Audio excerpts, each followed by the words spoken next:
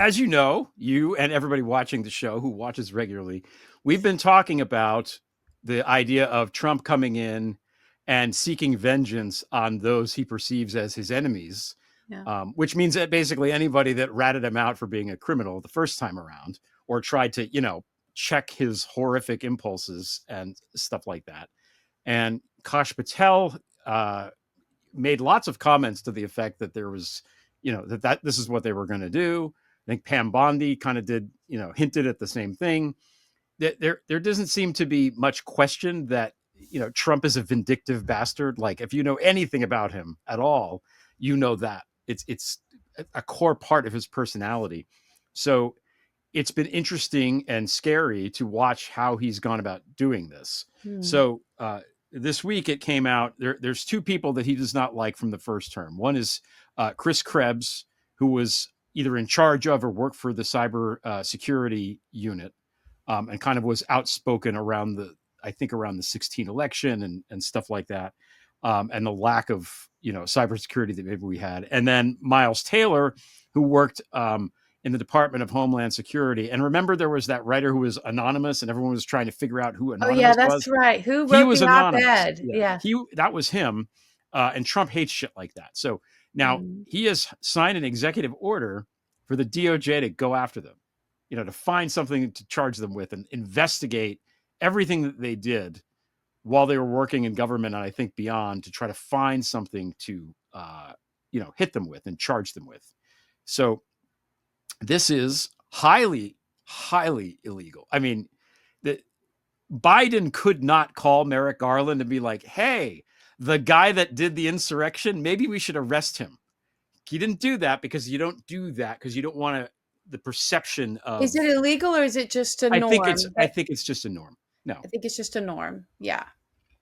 And why didn't they do it? Well, we don't want to set the precedent and then they'll come in and do it. Well, guess what? Like everyone predicted, they came in and are doing it anyway. So that was not worthwhile. Yeah. Now, will anybody, what will happen at the DOJ? Are they really going to find people that want to get these guys? Will they find anything? Probably nothing, probably not. But they're going to have to get lawyers. They're going to have to worry about it. Right. It's clearly a big disruption to their lives. And for what? Because they're trying to protect America from Trump and his Kremlin-y bullshit, right? So that's going on. Also, they're starting to really go after anybody that doesn't toe the party line. And the party line meaning whatever Trump and I guess Vance and Musk happen to be thinking at any given moment. So they fired the head of the Space Force base in Greenland, Susan Myers. I forget what rank she is. I apologize, but they fired her because after Vance went there, trying to look all tough guy in his parka, right? Riding as if on Hoth the ice planet, and everybody in every picture basically scowling at him. She posted something to the effect of, "Hey, Denmark, we're still here. We're still working with you. We're all cool," which is what the policy is of the United States and what we've been doing for the last God knows how long. And they didn't like that because they felt like it made Vance look bad. She didn't say thank you. She didn't say thank you. Yeah. She made Vance look bad, which I don't know. I think it should be Vance. He doesn't need anyone's help to look bad. No. I guess is the thing. But and we're worrying about this. And then on the other side is the due process stuff. With Roberts and these cases before SCOTUS and them taking people and disappearing them, and they wind up in El Salvador, and they're like, sorry, can't get them back. Oh man, yeah.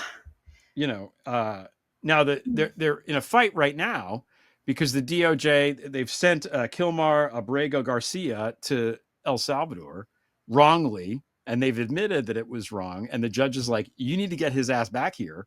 And they're like, yeah, we can't do it in a short period of time. So how can we possibly just get someone from El Salvador and fly them to Washington? How could we do such a thing? It's very complicated to do that. So I'm the very worried it's about terrifying him. because it's getting to the point where, in addition to him personally, obviously, it's getting to the point where, okay, now it's people who are here legally. There's people who have done nothing wrong. There's people who are here on student visas. They're going through and getting, they're There are trying to people get, who are born here. There's a woman's like, yeah. I'm an immigration attorney that was born here, Hmm. and I Yeah. just got a deportation thing. It's, Yeah, it's frightening. If you don't mind, oh, did you have something else you wanted to no, say? no, go Okay, I ahead. wanted to add in. So I was just caught Nicole Wallace's show before today, and she had the judge on whose son was killed. Remember, there was like a pizza. The guy posed, and he came to the door, and he shot for Oh, right. retribution against Forgot her, about and that. he Yeah. shot and killed her only child, her son. Hmm. And so she was on Nicole Wallace talking about how the judges are now getting threats. And one of the latest threat, the latest trend in the threats, because of course it's probably some online stalker group, they get together in their forums and they come up with their plots and their schemes. And, these are just keyboard warriors. They think it's funny, but also they mean it, and it's dangerous playing around with threats and things. And so now judges that are identified by Alex Jones and these others as being these, enemies of whatever, right? These are liberal judges or whatever. This is the far Woke. right. Yeah, it's the far right. It's not even far right. It's just a Republican now, like MAGA. Yeah. MAGA sphere. And so they're sending pizzas to judges' houses under her son's name as a threat. And probably laughing about it, because these personality disorders behind these characters are just, they think it's trolling, but it's sending the message of, we know where you live. And now the latest escalation is they're sending the pizzas under her murdered son's name, as if he's the one who sent them, to the